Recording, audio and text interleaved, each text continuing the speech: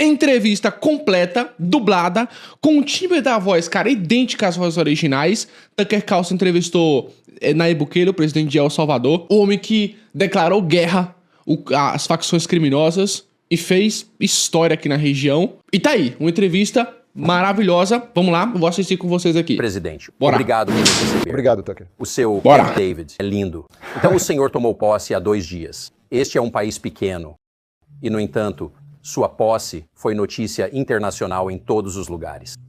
Por que o senhor acha que isso acontece? Bom, foi um choque para nós também, quero dizer. Sabíamos que muitas pessoas estavam vindo e isso vai chamar alguma atenção, é claro. Tivemos grandes delegações de 110 países. Então, é claro, isso vai atrair a mídia, porque você sabe, se um chanceler vem de um país, então ele traz sua equipe de mídia e isso vai criar alguma novidade por lá. E se um presidente ou um rei vem, isso vai criar alguma novidade. Até você veio, então, você sabe, isso cria alguma novidade. Mas por que eles estavam vindo? bem, eu não sei, razões diferentes, claro. Eu poderia te perguntar, por que você veio? Eu vim porque acho que algo notável está acontecendo aqui. Algo É notável. por isso. Mas estou interessado em saber por que você acha que as pessoas vieram. Sim, razões diferentes. Existem definitivamente razões diferentes. Por exemplo, o governo dos Estados Unidos enviou uma grande delegação, mas nós também tivemos uma delegação do Congresso. Sim. Que começou com uma delegação republicana, mas aí os democratas pularam no bonde e tivemos uma delegação do Congresso bipartidária. Então, sabe, é como... Então isso vai se juntando. No final, não sei o que aconteceu, mas eu acho que é como estrelas nascem, né? Dizem que começa a se juntar os detritos e se torna um asteroide. Mas se mais detritos se juntam, se torna um planeta, por causa da atração gravitacional. Quanto mais detritos se juntam, se torna uma estrela, porque aí a atração gravitacional é muito grande. Então isso é chamado de massa crítica. Então eu não sei, às vezes, só porque Deus quis assim, ou só por sorte, ou o que for, você consegue uma massa crítica em alguma coisa que você está fazendo, e aí se torna maior do que a soma de todas as suas partes. O homem tem então eu não difícil. sei. Provavelmente tem alguma massa crítica que a gente não previu. Meu palpite é que, de todos os países do hemisfério, El Salvador parecia estar na situação mais difícil ou perto do final da classificação em tudo. Definitivamente. Escassez de recursos naturais abundantes, E desde etc. que o país nasceu, Isso é verdade? sim, quero dizer, o país é pobre desde que nasceu? Sim. Faltando tudo, basicamente. Falta de tudo com uma população densa. Muitas pessoas não. Sim. Então, Sim. o que você fez? Como você mudou isso? Acho que vou cortar direto para isso. Se você pode consertar El Salvador. Quais são as lições para o resto de nós? O que você fez primeiro? Bem, claro, não dá para fazer nada se não tiver paz, né? E quando falo de paz, eu incluo guerra, guerras civis, invasão, crime. Quero dizer, você precisa ter paz. Você precisa conseguir transitar livremente, ter seus direitos básicos respeitados, começando com o direito de viver, o direito de se locomover, o direito à propriedade. Então, você precisa que seus direitos básicos sejam respeitados. Então, você precisa de paz. Essa é a primeira coisa que uma sociedade vai lutar para alcançar. E uma vez que você alcança a paz, aí você consegue lutar por todas as outras coisas, como você sabe, infraestrutura, bem-estar, qualidade de vida. Sim. Mas você tem que começar pela paz. Então a gente teve que começar pela paz. E no caso de El Salvador, a gente era literalmente a capital mundial do assassinato. E a gente transformou isso no país mais seguro do hemisfério ocidental, ou mais seguro do que qualquer outro país do hemisfério ocidental, que é, você sabe, se eu tivesse falado isso há 5 anos, diriam que eu era louco. Sim. Né? Porque esse era literalmente o país mais perigoso do mundo todo. Caraca. Sua capital Foi um agora feito está mais histórico, segura do mano. que a nossa.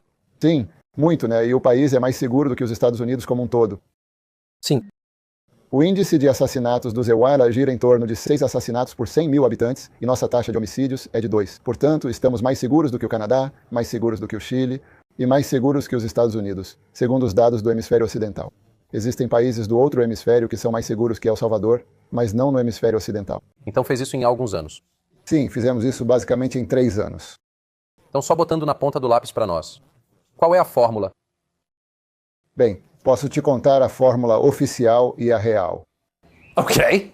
Então, as fórmulas oficiais, a gente fez um plano. Quero dizer, fizemos um plano. Não é isso que eu quero dizer quando falo oficial. Quero dizer, é só que você sabe, essa oficial nós fizemos um plano.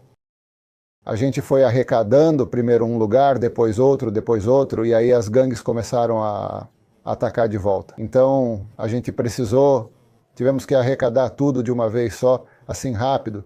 E funcionou. Funcionou em poucas semanas. Nós, o país, fomos transformados porque as gangues ainda não foram presas, mas estavam em fuga. Então a gente basicamente, no arrecadamento do Phase 6, a gente basicamente pacificou o país em poucas semanas. Como é que você faz isso? Como é que você pacifica um Bem, país? as fases incluíram a construção das forças policiais, do exército. A gente dobrou o exército. A gente literalmente dobrou o exército para combater o crime, para usar o exército para combater o crime. E nós os equipamos antes, tipo soldados, a gente não tinha, sabe, armas que prestassem, ou, sabe, viaturas, drones, sabe, coisas básicas que uma operação dessa magnitude precisaria. Então, sim, a gente enrolou as fases e depois a gente foi atrás deles. Beleza, então esse é o oficial, esse é o oficial. Sim, é esse o oficial. Qual é o real? É um milagre. Isso é um milagre.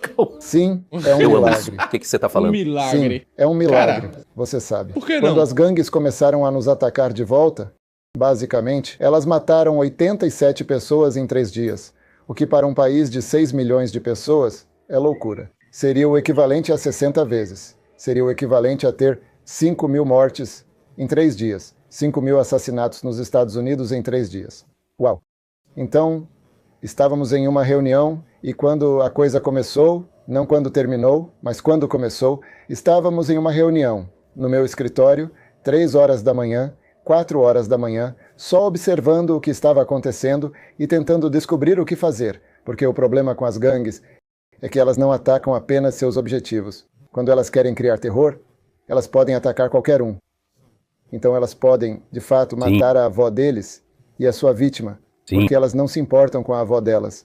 Você se importa com a avó deles, então é sua vítima. Se elas matam a avó deles, você tem uma morte, e elas alcançaram o terror que elas querem criar. Então elas podem matar qualquer um, uma mulher passando por ali, um cara que está trabalhando na rua, um motorista de táxi, elas podem matar qualquer um, e se o Estado for atrás delas, o Estado não tem a intenção de matar ou ferir ninguém, além dos membros das gangues.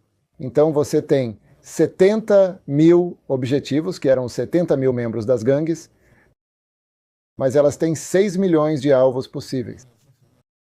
Então era uma tarefa quase impossível. É uma guerra de guerrilha, de fato. Sim, mas era uma tarefa impossível, porque é preciso persegui-los. Eles estavam interligados à população, estavam por toda parte e matando aleatoriamente. Então, como-se para isso? Então, realmente, tentamos descobrir o que fazer. E eu basicamente disse, bem, quero dizer, estamos investigando uma missão impossível aqui. Então, oramos. Você orou na reunião? Sim, claro. Várias vezes. Pelo que orou? Para ter sabedoria, para vencer a guerra, para ter... Eu pensei na época que teríamos baixas civis. Então, dissemos... Oramos para que as vítimas civis fossem o mínimo possível. E não tivemos nenhuma vítima civil. E todos na reunião ficaram confortáveis com isso? Sim.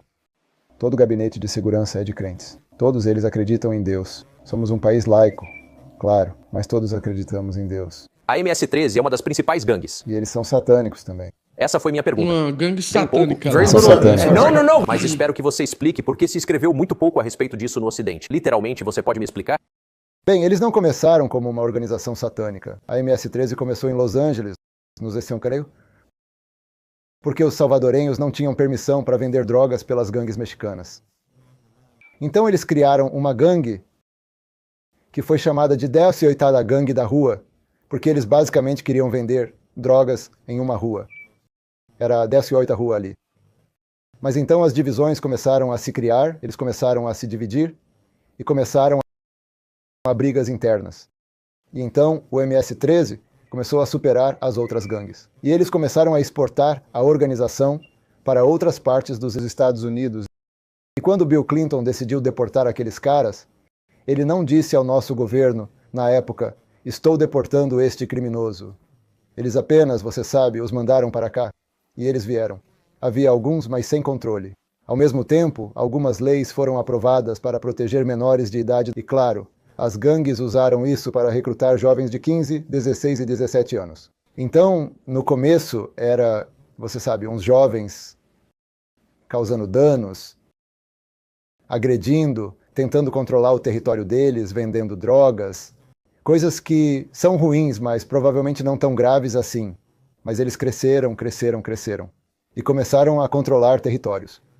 Alguns anos depois, eles eram, na verdade, uma organização criminosa, enorme, internacional, que tem bases na Itália, Guatemala, Honduras, El Salvador, os Estados Unidos. Basicamente, muitas cidades grandes, dos quais terão redutos, claro.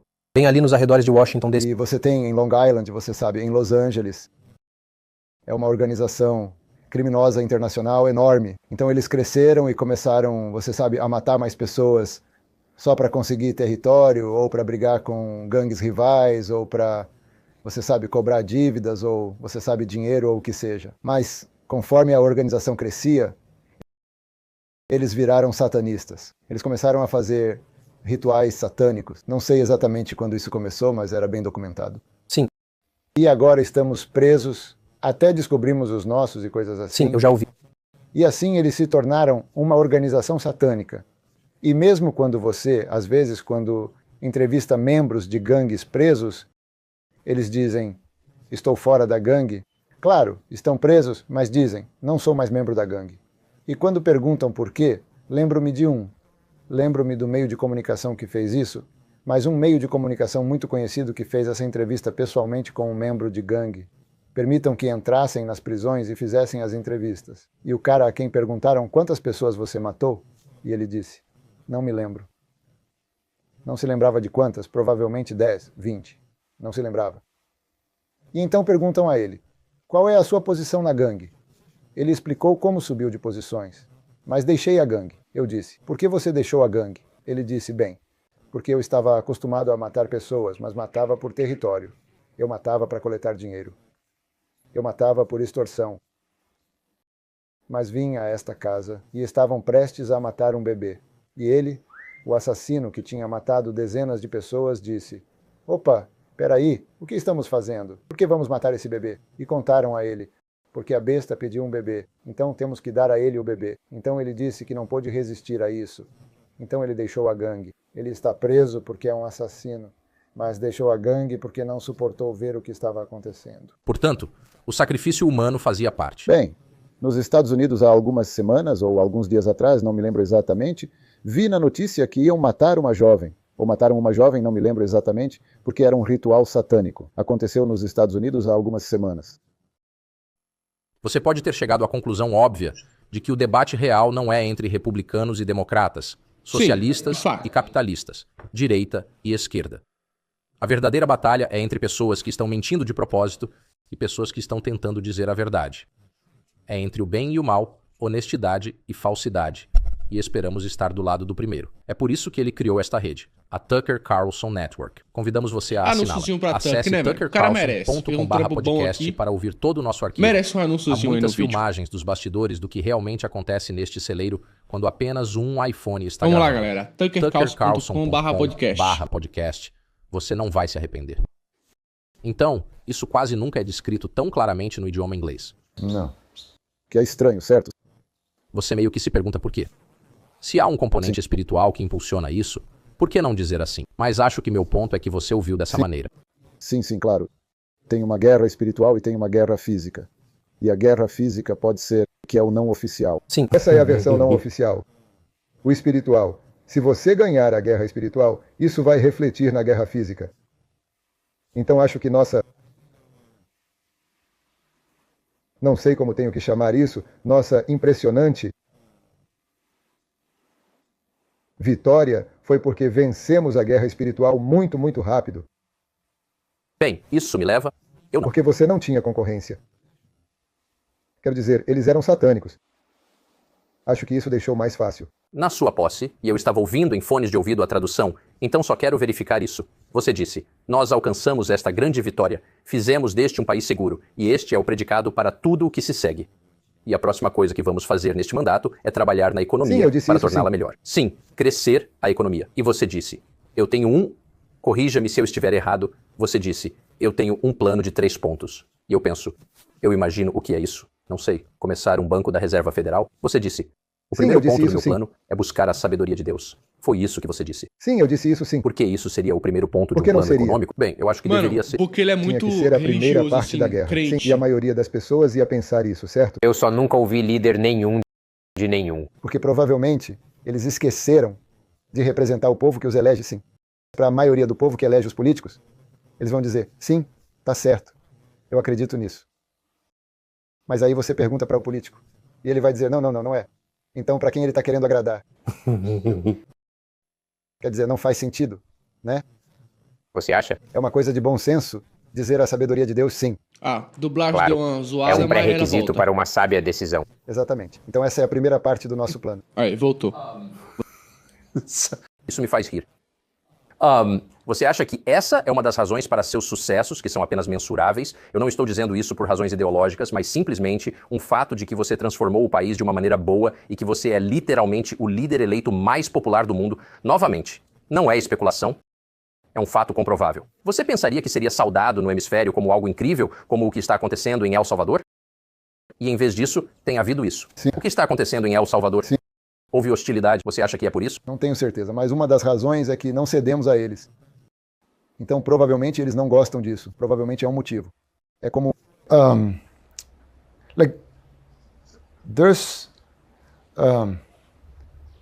não vou entrar em teoria da conspiração. Vou falar sobre fatos comprovados, certo? Como você disse. Então, existem agendas mundiais, não é? Esses são fatos comprovados, certo? Eles têm metas que os países precisam seguir e cumprir. Isso é, sabe, de conhecimento público, certo? Mas, às vezes, se você se concentra nessas coisas, provavelmente está negligenciando o que é realmente importante para o seu povo, as coisas que seu povo está realmente pedindo. Vou dar um exemplo. Quando prendemos os membros de gangues que estavam matando tanta gente, que éramos a capital mundial do assassinato, literalmente o lugar mais perigoso do mundo inteiro, mais perigoso que o Haiti, certo? Mais perigoso que o Iraque. Este era literalmente o país mais perigoso do mundo. Temos o triplo da taxa de homicídios que o Haiti tem agora. Com todo o caos que eles têm lá, nós temos o triplo aqui. Então, o que você precisa fazer? Você tem que acabar com isso, não é? Quer dizer, é óbvio, né? Nem precisa pensar muito. Você só precisa parar com isso. Essa é a primeira coisa que você tem que fazer. Quando fizemos isso, né, recebemos um monte de críticas. Pode escolher. Diga uma organização, recebemos críticas deles. E muitas delas eram organizações de direitos humanos. E você se pergunta, e o direito humano de uma mulher não ser estuprada? Quer dizer, e o direito humano das crianças de brincar, de serem livres, ou de irem ao parque? E o direito humano de viver? Ou o direito humano de andar na rua? Mas não, eles estavam preocupados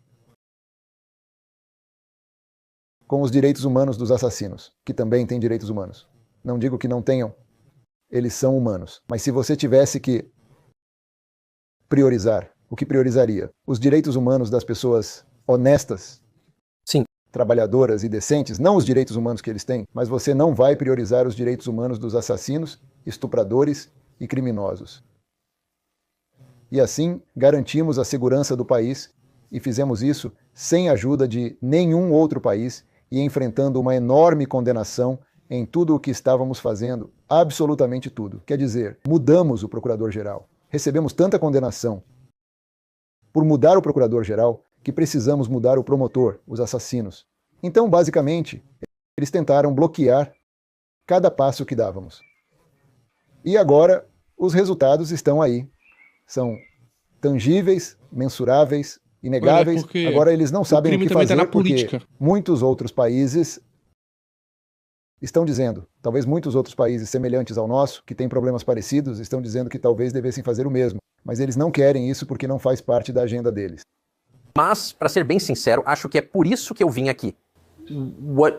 Para entender o que o seu sucesso diz sobre o país onde eu moro, ou outros países do nosso hemisfério, ou da Europa, onde milhares de pessoas são mortas todos os anos. E o que você provou, com pouquíssimo dinheiro e sem ajuda de ninguém, é que não é tão difícil assim resolver isso. Então, toda essa matança deve ser uma decisão voluntária que o meu governo e muitos outros governos estão tomando em relação aos seus próprios cidadãos. Você pode chegar a essa conclusão lógica.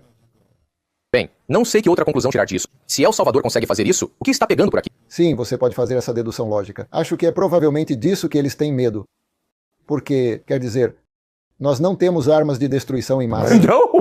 Então por que eles estão com medo? Por que eles gastariam tanto tempo condenando El Salvador, não é? Isso não faz o menor sentido. Você não mandou um homem pra lua. Exatamente. Então acho que eles têm medo do exemplo, porque muita gente pode dizer: ei, nós também queremos isso. Se eles conseguem fazer isso sem dinheiro, com pouquíssimos recursos e com um problema enorme. Porque ouvi algumas pessoas dizerem: ah, o metrô poderia fazer isso porque o problema não era tão grande. Literalmente a capital mundial do assassinato. Quão grande pode ficar, quão pior pode ficar, né? Somos literalmente o lugar mais perigoso do mundo. 3 vezes mais perigoso que o Haiti atualmente.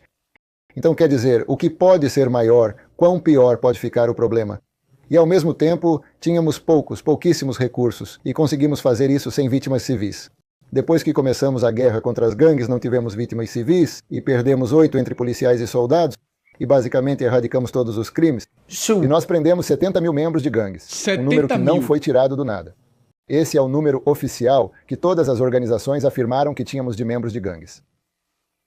Você pode conferir os relatórios do Banco Mundial e outros. Eles diziam que El Salvador tinha cerca de 70 mil membros de gangues e 500 mil colaboradores. Então, basicamente, poupamos os colaboradores e só pegamos os membros das gangues. Por quê? Porque a maioria dos colaboradores eram apenas familiares. Ou a senhora que vende tortilhas e ela tinha que avisar: olha, a polícia está chegando. Porque senão ela provavelmente teria sido morta pela gangue. Então, a maioria dos colaboradores não eram realmente criminosos, mas sim pessoas vivendo em uma sociedade controlada pelas gangues. O verdadeiro governo eram as gangues, assim como no Haiti. Você tem um governo de fachada e tem o governo real. No Haiti, são as gangues. Era assim. Você tinha um governo formal, claro, com escritórios e tudo mais, mas o governo real no território eram as gangues. Então eu sei que você quer se ater aos fatos, mas em algum momento você tem que, quer dizer, esta é uma questão realmente importante. Porque um governo que tem os meios para acabar com o crime violento, não todo crime, sempre haverá crimes e pessoas infringindo leis. Mas o crime violento, pessoas assassinando e estuprando umas às outras, é uma decisão voluntária que um governo toma. Por que um governo escolheria manter essa situação? Por quê? Mano, Não boa sei. pergunta. Não sei mesmo. Posso criar teorias, mas na verdade acho que é uma combinação de fatores, como tudo na vida. Você tem um palpite sobre isso? Pode ser que existam pessoas más que estão fazendo isso de propósito, claro, e provavelmente planejando coisas. Não faço ideia. Possivelmente as duas coisas ao mesmo tempo. Tem muita gente que está sendo alimentada com essas ideologias. Possível. E acha que está fazendo a coisa certa, tipo permitir furtos em lojas. Por exemplo, isso é a coisa mais idiota que se pode imaginar, mas eles fazem mesmo assim. Ah, você não sabe como furtar em lojas? Agora, é claro Uma que isso piada soa interna estranho, lá, mas você se digitado perguntaria no- por que no alguém inglês. pensaria que permitir o furto em lojas seria uma boa ideia. Eu não sei. Porque, quer dizer, isso é a coisa mais estúpida de se pensar, não é? Ou distribuir drogas gratuitamente. Sim. Eu disse isso. Ou distribuir gratuitamente. Vamos distribuir drogas de graça, não é? É como se fossem coisas muito estúpidas. E você imaginaria que algumas pessoas fazem isso à noite. Quero dizer, implementar essas políticas. Elas não são necessariamente más, elas só, foram alimentadas com essa ideia. Elas acham que estão fazendo a coisa certa. É como se eu desse um exemplo. Acho que há um mês ou algo assim. Sim, cerca de um mês atrás. A polícia espanhola prendeu um membro de gangue que tinha fugido de El Salvador. Então, o membro da gangue escapou, ele voou, foi para a Espanha, e com uma operação internacional entre a nossa polícia, a polícia espanhola e a Interpol, eles conseguiram prender o cara. Então, nesses casos, você precisa fazer uma extradição, porque é uma operação internacional automática, sabe? Então, eles pegaram o cara, processaram e mandaram ele embora. Enviaram ele para a polícia original para registrar a queixa. Sim. A polícia espanhola ficou muito orgulhosa da prisão. Então eles postaram no Twitter. Eles disseram que tinham acabado de prender esse cara do Gangnam. Então eu, sabe como é, citei o tweet. E eu disse: ótimo, mandem ele para cá que a gente cuida dele. Entende? Isso foi usado na audiência dele na Espanha como prova de que ele não teria um julgamento justo aqui. Então ele foi protegido pelas leis espanholas e ficou lá na Espanha. Talvez não haja gangues suficientes na Espanha. Exatamente. Então, quer dizer, não me importo se eles querem mantê-los. Divirta-se. É uma boca que sabemos que é um rato que não precisamos alimentar. Mas eles podem ficar com ele. Mas a questão é, por que o governo espanhol quereria mais um argumento extra? Sim. Não é necessariamente por maldade. É só que, sabe, as leis, o sistema, né, as informações que são passadas ao juiz, ao promotor. Então eles acham que, sabe, eles podem tuitar para mim e, sabe, esse membro de gangue tem o direito de estar, sabe, não respeitado. Ele não teria um julgamento justo em El Salvador. Ele teve que ficar na Espanha para ser protegido. Quer dizer, eles sabem que ele é um assassino. Na verdade, eles o prenderam por causa disso, foi uma operação internacional e tudo mais. Eles sabem, sabe, que ele provavelmente assassinou dezenas de pessoas, mas eles acham que precisam protegê-lo. Pois é, o triste disso tudo é que é um sinal de que o mecanismo de defesa da sociedade já não funciona mais e que ela está em declínio. E a Espanha, na minha opinião, é uma maravilha. Então a civilização está chegando num ponto em que vai começar a dar errado. Acho que isso é óbvio para nós que vivemos aqui. E é algo que nos entristece profundamente. A não ser que a gente faça alguma coisa, né? Sempre dá para fazer algo. Bom, então temos uma pergunta com duas partes. Por que você acha que isso está acontecendo? Porque é algo que estamos vendo acontecer claramente, em tempo real, diante dos nossos olhos. E o que pode ser feito agora para reverter essa situação? Bem, sabe como é? Tudo se desgasta e se deteriora. Quer dizer, isso é simplesmente o curso da natureza. Sim. É, a gente também, por isso que morremos.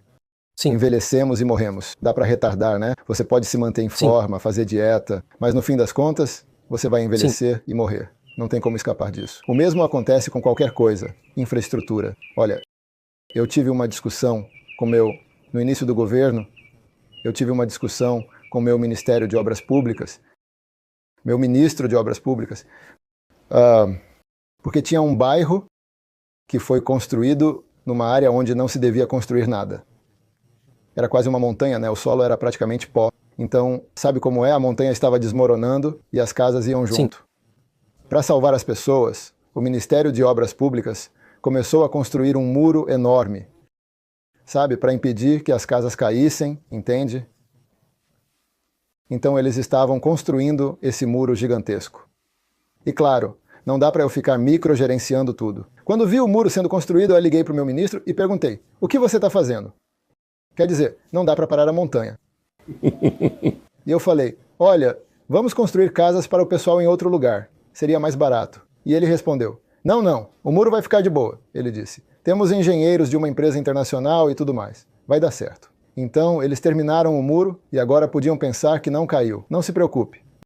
Não espere por isso. Não espere por essa reviravolta na história. Mas eu ainda estava irritado porque achava que era um enorme desperdício de dinheiro e um grande risco. Porque se no futuro o muro cair, a culpa vai ser nossa, já que fomos nós que construímos. Então comecei a insistir com ele. Por que você constrói esse muro? Por que você constrói esse muro? Se o muro cair no futuro, a culpa vai ser nossa. E acho que ele ficou de saco cheio de mim. Ele estava pressionado e disse: olha, tudo que é feito por humanos precisa de manutenção. Quer dizer, claro, se a gente só deixar o muro lá, ele vai cair em 10, 20, 30 anos, mas se a gente fizer a manutenção do muro, ele não vai cair, né? Então isso está me dizendo algo, não por causa do muro em si, mas porque tudo é assim. Num relacionamento, em casa, enfim, em tudo. Sim. Quer dizer, seu corte de cabelo, se você quer mantê-lo, precisa gastar tempo, recursos e esforço para cuidar dele. Então, a civilização ocidental, porque as civilizações são assim, a civilização ocidental chegou ao seu auge. Não dá para apontar exatamente onde foi o pico, é como tentar acertar o mercado, sabe? Vou comprar na baixa e vender na alta. Ninguém consegue fazer isso, né? E então, não sei exatamente onde foi o pico, mas todos podemos concordar que estamos em declínio. Sim. Isso está acontecendo porque não estamos dando a manutenção adequada à civilização. Porque o que fez do Ocidente o líder mundial na época em que vivemos agora, o que causou isso? Muitas coisas, tipo, sabe, importar o método científico, começar, a desenvolver a ciência, focar, investir muito dinheiro em arte. Mano, que papo bom, velho. Na ciência, na tentativa de construir as melhores coisas, as mais rápidas e as melhores possíveis. E, importar conhecimento e tecnologia, tentar desenvolver novas tecnologias e... Bem, você entende. Mas, de repente, quando se fica rico, acontece com as famílias também. As pessoas ficam mimadas ou começam a dizer: eu quero mais coisas, eu quero isso, eu quero aquilo, você tem que me dar isso. Sim. E os políticos, O problema é que, bem, a democracia é ótima, certo? Os EUA provaram que a democracia pode funcionar. Mas o problema com a democracia, porque tudo tem prós e contras, é que os políticos têm um grande incentivo para oferecer, para doar o tesouro público. Sim. Então, se eu disser, não, vou manter o tesouro porque podemos precisar dele para uma emergência ou algo assim, ninguém gostaria disso. As pessoas diriam, eu vou doar o tesouro, então eles votariam nele. Aí outro político diria, sabe de uma coisa? Eu vou dar o tesouro e mais outro tesouro. Então, vamos nos endividar, certo? Todo mundo diria, ótimo, vamos receber mais dinheiro do tesouro. E quando digo tesouro, quero dizer qualquer coisa. Construir coisas, dar coisas de graça, Auxílio para a Covid. enviar cheques para as pessoas, é exatamente receber estímulos, seja lá o que for. Então, os políticos têm o incentivo de simplesmente doar o tesouro e contrair enormes dívidas. E isso não só destrói a estrutura do governo, mas também destrói a estrutura da sociedade. Porque se você der, por exemplo, dinheiro, tipo, se você não trabalhar, eu lhe darei dinheiro.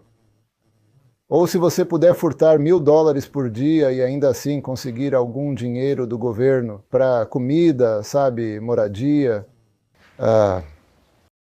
por que você trabalharia naquela loja que a gente roubou e provavelmente se meteria em problemas, né? Então, os incentivos estão errados, mas não é só porque, sabe, talvez eles sejam, mas eu não vou entrar em teorias da conspiração. Não é só porque são políticos malvados ou pessoas más planejando tudo, pode até ser o caso, mas não vou entrar nessa. É mais porque as coisas, sabe, os incentivos estão errados. Então, até um político normal, não mau, tem um incentivo de doar o tesouro porque precisa dos votos. Quer dizer, ele precisa ser eleito. Sim. É disso que ele precisa, né? Ele precisa dos votos. Sim, é a natureza do sistema. Então, o problema é que a democracia funciona. Ninguém pode dizer que não, porque funcionou nos Estados Unidos, né? É assim que o sistema funciona. Mas se você não mantiver, se não der manutenção ao sistema, ele vai cair como um muro sem manutenção.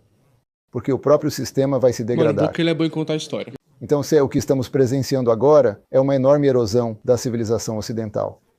Temos governos que estão agradando suas bases, sua ideologia, porque isso mobiliza votos ou algo assim, pensando no que vai acontecer na eleição, no que podemos fazer para conseguir mais votos na eleição. Não quero entrar na política do ZEIU, porque não é minha área, mas... Então temos esse enorme grupo de eleitores.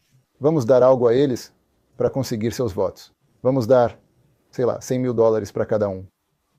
Faz sentido, não é? Para conseguir os votos deles. Mas isso não faz sentido para um país. Quer dizer, por que você daria $100.000 para cada membro de um grupo de eleitores? Deveria ser ilegal, mas não é. Porque quem faz as leis, né, é o governo. Então, o sistema está se deteriorando e se a equipe de manutenção não entrar e consertar todas as coisas que vêm se degradando nos últimos 50, 70 anos, é claro que eventualmente vai desmoronar. Então, se o Ocidente não continuar mantendo seus sistemas, que você disse, acredito que corretamente, funcionaram muito bem para as pessoas por 100 anos, eles vão se degradar como qualquer outra coisa feita por mãos humanas. Se você não mantiver, vai desmoronar como uma casa.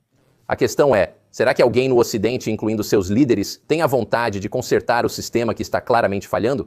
Você acha que isso vai acontecer? E se não acontecer, qual é a mensagem sobre democracia que isso passa para o resto do mundo? Bem, sabe o que é engraçado sobre qualquer coisa, sobre qualquer conceito como a democracia? É que funciona até deixar de funcionar, né?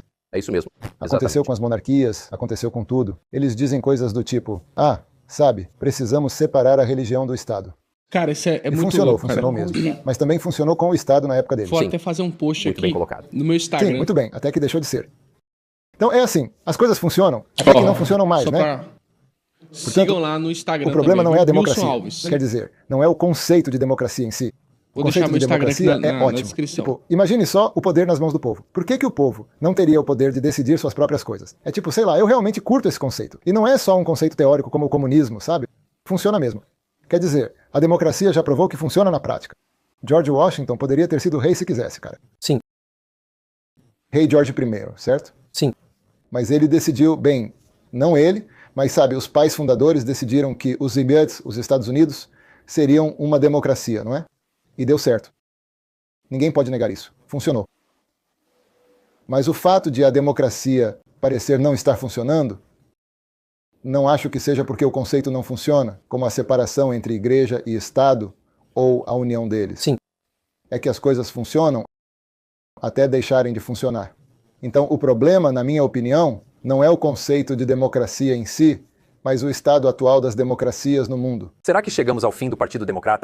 Não sei, mas talvez seja o começo do fim se uma grande equipe de manutenção não vier consertar as coisas. Olha, isso não é sobre geopolítica nem nada. Nem vou mencionar os países. Mas eu vi, alguém me mostrou a ferrovia de 600 metros que foi construída na Califórnia e custou, sei lá, uns 15 bilhões de dólares ou algo assim para construir esse trecho de 600 metros de ferrovia que eles estavam fazendo. É um valor bem alto por metro. Sim. Então, quer dizer, não dá para continuar assim. É óbvio, né? É como alguém que come demais, sabe? Tudo bem ser um pouquinho gordinho, né? Não tem problema. Mas quando alguém está obeso, mórbido, chega uma hora que alguém vai dizer, olha, que você precisa parar, tá? Porque, sabe, seu coração não aguenta mais, entende? Você tem que parar. Ou alguém que bebe, eu não bebo, mas se alguém bebe muito, o médico pode dizer, olha, seu fígado não aguenta mais isso. Dá uma olhada no estado do seu fígado cara, agora. licitações bilionárias, vai inflando a Ou máquina. os pulmões para quem vai fuma, inflando essas a máquina coisas, pública. sabe? A gente vê esse tipo de coisa. 600 metros de ferrovia, 15 bilhões de dólares, 10 anos. Não tem outro diagnóstico possível.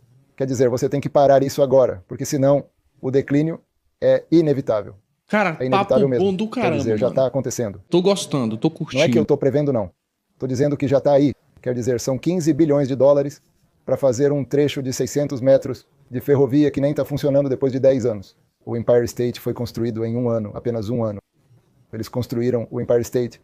As coisas funcionavam bem, não é? Não sei como eram as coisas naquela época, mas eles construíram o Empire State em um ano.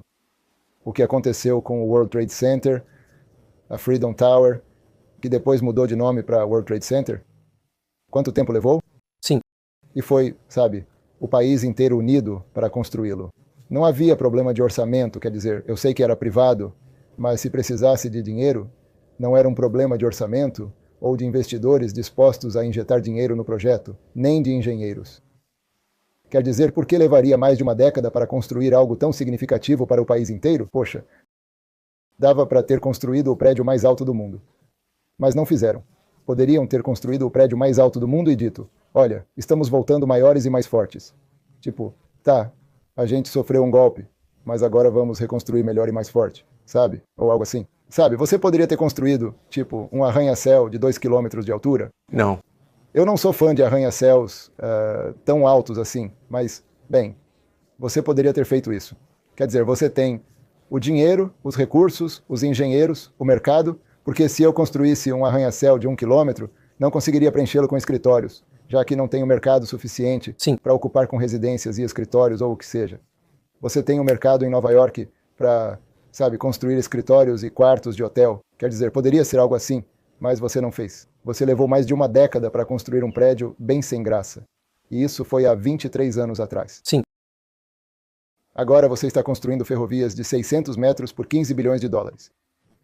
Então, quanto tempo levou para reconstruir a ponte de Baltimore? Foi um ano? Quanto tempo demoraria aqui?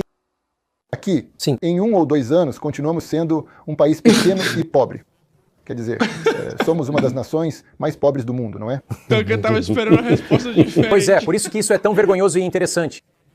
Bem, os Estados Unidos têm, eles ainda têm recursos ilimitados, porque podem simplesmente imprimir dinheiro, né? Isso é outro assunto, mas eles podem trazer o que quiserem, não importa o valor. Tipo, você quer fazer algo, mas nós queremos construir tudo banhado a ouro. Quer dizer, lá você pode fazer qualquer coisa, né? Quanto custa? Então isso parece ser uma falha sistêmica. É um sistema, digamos assim. Não parece ser algo simples. Pelo que você está descrevendo, talvez não seja possível, sabe? Talvez seja algo que você precise demolir e reconstruir do zero. Talvez isso vá além de uma simples manutenção. Não tenho certeza. Olha, não sei ao certo, mas o que vocês precisam é de liderança. Mas vou te dizer uma coisa. Se você visse a bagunça que a gente estava vivendo aqui, é muito pior do que o que vocês têm por aí. Então, quer dizer, bem, só para você ter uma ideia, 1/3 da nossa população fugiu do país e foi para os Estados Unidos. Isso já dá uma noção da bagunça que a gente estava vivendo aqui e que ainda temos em outras áreas, né, sabe? Não é questão de segurança. Somos o país mais seguro do hemisfério ocidental, mas temos problemas em outras áreas, como a economia, por exemplo. Sim. Então, comparando, nossos problemas eram bem maiores que os de vocês, proporcionalmente falando. Então você disse. Então, se você consegue resolver uma situação complicada como essa no ZCUA, com recursos limitados, cientistas e uma capacidade de inovação sem igual no mundo, mesmo assim, a inovação continua vindo dos Estados Unidos. Ainda é mais do que qualquer outro país, não é? Não por causa do governo, mas porque tem os melhores inovadores, especialmente em IA. Com certeza. Quer dizer, qualquer coisa. Então você ainda tem os melhores inovadores. Você ainda tem as maiores empresas. Você ainda tem a maior moeda de reserva mundial, a maior riqueza, o maior PIB, a possibilidade de contratar talentos de qualquer lugar. Você pode trazer qualquer talento necessário para preencher lacunas. Você pode escolher o que quiser, entende? Você consegue o que quer. Você ainda pode conseguir o que deseja. Você não pode ser atacado porque você Muito longe. Você está muito longe de qualquer um que queira te atacar, porque, né, México ou Canadá não vão invadir os Estados Unidos. Os conflitos estão lá na Europa, mano, no Oriente Então, Médio. seus inimigos estão longe pra caramba e você ainda tem o maior exército do mundo. As Forças Armadas. As maiores reservas de energia. Sim, e os Estados Unidos também. Assim como a Rússia, eles se tornaram superpotências. Não é como, por exemplo, a economia da Espanha, que é muito boa, é uma economia robusta e grande. Sim. Mas eles são tipo, como é que se diz? Como é que se fala em inglês? Chicken nuggets. Chicken nuggets. Eles vendem nuggets, né? Sim. Eles vendem presunto ibérico. Sim. É bem caro, viu? Mas na real, você precisa disso. Sim. Então, bens de luxo. Se sancionar a Espanha, quebra a economia deles. Mas sancionar a Rússia não vai quebrá-la, porque ela é uma superpotência.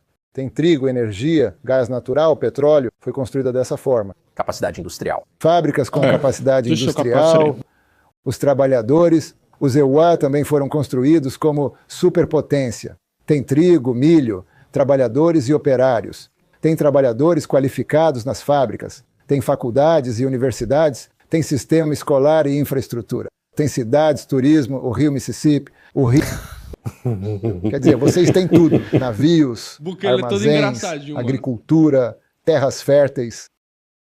O que não tinham antes, conseguiram, né? Tiraram do México e de outros lugares. Então, os Ilhareiros foram feitos para ser uma superpotência, né? Adquiriram terras férteis, adquiriram, quer dizer, o Texas era do México. Sim. É parte do CNUA e tem todo o petróleo lá.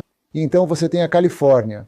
Os CNUA são construídos como uma superpotência. O CNUA tem tudo para tá durar bugando, mas 1000 ele tá anos. falando dos Estados Não está Unidos, tá? fadado O ao CUA. fracasso. Mas os líderes, ou a maioria, não estão vendo. Ou são maus, ou são as opções que temos. Ou são maus e querem destruir os Ymir por algum motivo, ou são fantoches e são manipulados como pessoas que precisam que os Egoniwa sejam destruídos, ou são incompetentes, fazem coisas erradas por não saberem fazer o certo. Ou, desculpe, os incentivos, certo? Mudar um país irrita alguns grupos, lobbies, interesses. Se parar uma obra cara, muitas empresas, prefeitos ficam bravos. Você tem um sistema que precisa ser gerido, precisa de liderança e um mandato claro. Difícil no EUA. Sim. Mas você precisa fazer isso. Bem, no final das contas, como você bem sabe, já que teve um sucesso tão estrondoso nisso, o instrumento para tudo isso é a cédula, é a própria eleição. Tipo, quantos votos você consegue? Esse é o seu mandato. Mas acho que existe uma percepção entre muitos eleitores, não adeptos, a teorias da conspiração nos Estados Unidos, de que essa parte do sistema é, por si só, corrupta. Sim. Sim. E que é realmente difícil promover mudanças através do voto, porque o sistema está viciado. Então, levando isso em consideração, você acha que Trump, que está à frente nas pesquisas, pode ser eleito? Bem, sim, ele vinha aqui com frequência. Vou dar um exemplo. Em 2019, O sistema estava totalmente manipulado. Quer dizer, cancelaram nosso partido, estávamos concorrendo e eles cancelaram o partido. Ou seja, anularam nosso partido. Então fiquei sem partido. Fomos a um partido pequeno e dissemos, não tem candidatos. É pequeno, quer ganhar? Conseguimos o registro, mas cancelaram esse partido. Cancelaram no último dia para registrar candidaturas. Então, às 23 horas, conseguimos um partido médio e pudemos registrar nossa candidatura. Não foi fácil, o sistema era injusto, mas nossas propostas convenceram os eleitores. Foi muito difícil vencer. Ao vencer, não tivemos apoio no legislativo nem no judiciário. Eles controlavam a Suprema Corte e 90% do corpo legislativo. Tive que vetar tudo, mas anularam meus vetos e aprovaram mais de 70 leis vetadas. E tudo que fazemos, a Suprema Corte diz inconstitucional, inconstitucional, inconstitucional. Então fomos ao povo e dissemos, não dá para trabalhar assim, precisamos de maioria no Congresso, precisamos de uma maioria esmagadora para aprovar leis e tirar essa gente toda. A única forma democrática e dentro das regras é conseguir uma maioria imensa no Congresso, porque o Congresso pode demitir qualquer um, até mesmo o presidente. Então o povo nos deu uma maioria esmagadora. Foi difícil, pois controlavam e ainda controlam o Tribunal Eleitoral. Por isso nossa eleição foi reconhecida mundialmente, já que sabem que a oposição controla o tribunal. É a única coisa que controla. É a única coisa, e liberalizamos isso, validando e legitimando todo o resto. Mas em 2021, nas eleições para o Congresso, obtivemos uma supermaioria que diziam ser impossível pelo design do sistema. Mas conseguimos, e até mais que isso. Com essa supermaioria, a Constituição permite que o Congresso demita os juízes da Suprema Corte. Então, nosso partido demitiu os juízes da Suprema Corte ao obter a maioria. Demitiram o Procurador-Geral, o que eu não podia. O presidente nomeia o Procurador-Geral. Aqui é o Congresso. O Congresso escolhe e demite o Procurador-Geral, mas precisa-se de 2/3 do Congresso para demitir um Procurador-Geral. Então, conseguimos 75% do Congresso. Você segue as regras o tempo todo? Nunca desrespeitamos uma única regra. É uma narrativa que querem criar, mas não podem apontar nada que fizemos fora das regras que eles mesmos escreveram. As regras são feitas por pessoas, não são divinas. Foram escritas por humanos. Mesmo assim, respeitamos todas as regras que eles criaram. Vi uma entrevista do presidente da Costa Rica, que veio à posse como outros líderes mundiais. Perguntaram se ele achava que Bukele agia fora dos limites constitucionais. Essa entrevista foi hoje mais cedo. O presidente da Costa Rica disse, num jogo de futebol, há regras e placar, certo? As regras determinam como será o placar. Às vezes um lado faz uma pontuação incrível, não é? Então a raiva é das regras ou do placar? O presidente de El Salvador só pode ser criticado por ter uma pontuação alta, jogando pelas regras que lhe deram. Então, é isso. Mas foi muito disruptivo para os que governavam antes. Claro. Obviamente. Claro. Claro. Temeu que tentassem te prender? Bem, fizeram sim, mesmo quando eu era presidente. Mesmo já na presidência, tentaram me empichar. Há um artigo na Constituição que permite ao Congresso demitir o presidente se incapaz de liderar. Disseram que eu era incapaz e tentaram me acusar por isso. Mas o povo, eles temiam que as pessoas se revoltassem contra eles. Bem, Pressão é uma popular, né, velho? preocupação Pressão válida, popular, dada parceiro. a sua Bota maioria. medo em qualquer um. Que conselho daria a outro ex-líder eleito que busca cargo e enfrenta prisão? Qualquer um só? Quer dizer, se desse para barrar a candidatura, aí sim ele está enrolado. Mas se não tem jeito de impedir ele de concorrer, tudo que fazem contra ele só dá mais votos. Né? Que parece estar ocorrendo. Ou você barra a candidatura ou deixa rolar. Mas ficar atacando ele, estão fazendo a maior campanha para ele sem querer. Pois é. Você acha que eles sabem disso? Alguns deles, sim. Acho que alguns fazem, mas os que não... Bom, esse é o problema deles com grupos fechados, né? Porque todo mundo fica tipo, ah, que ótimo, vamos nessa. E olha, eles estão cometendo um erro enorme. Erro enorme, erro enorme. Se você é um país como El Salvador ou qualquer outro no hemisfério, incluindo o Canadá, seus olhos estão nos EUA, a potência dominante, obviamente. Mas isso te coloca numa posição estranha se você está sendo criticado pelos Estados Unidos. Tem um congressista de Massachusetts, um cara pró-comunista chamado Jim McGovern, literalmente pró-comunista, não é ataque, só observação, que te criticou outro dia por ousar mover um quadro de Oscar Romero, um padre católico que foi assassinado aqui há mais de 40 anos, no seu aeroporto, eu acho. O que você achou disso? Parecia uma crítica bem pequena, bem insignificante. E na verdade o movemos para um lugar melhor na frente. Não é como se o tirássemos de um bom lugar e o pusemos num depósito ou algo assim, onde ninguém... Mas e se você fez, é o seu país? Claro, claro. Como conhecedor de arte, pode-se dizer que ele não gostou do novo local. Mas ele protestou ou expressou preocupação no Twitter sem ligar. Se tivesse ligado e perguntado, vocês moveram a pintura? Teriam dito, não, não, está aqui mesmo, senhor deputado. Deputado. Então ele poderia até vir e ver por si mesmo. Mas claro, ele estava fazendo um ataque, não é? Porém, saiu pela culatra porque a pintura estava bem na frente. Só mover a câmera, estava do outro lado. Então ele errou, mas também o fato de um congressista tentar microgerenciar arte em outro país só mostra o quanto eles estão fora da realidade. Parece um pouco colonialismo, né? Sim, sim, e vem do Partido Democrata, como se esperaria. A parte anticolonial. No fim das contas, às vezes quem é chamado de racista nem sempre é o verdadeiro racista, né? O mesmo vale para o chamado colonialista, que nem sempre é o real colonialista, sabe? É curioso como as narrativas às vezes funcionam de forma estranha. Tá vindo muito americano para cá? Sim, sim. Olha, em números talvez não seja tão expressivo para você, mas dá para notar, quer dizer, dá para ver em todo lugar, e temos algo muito significativo acontecendo.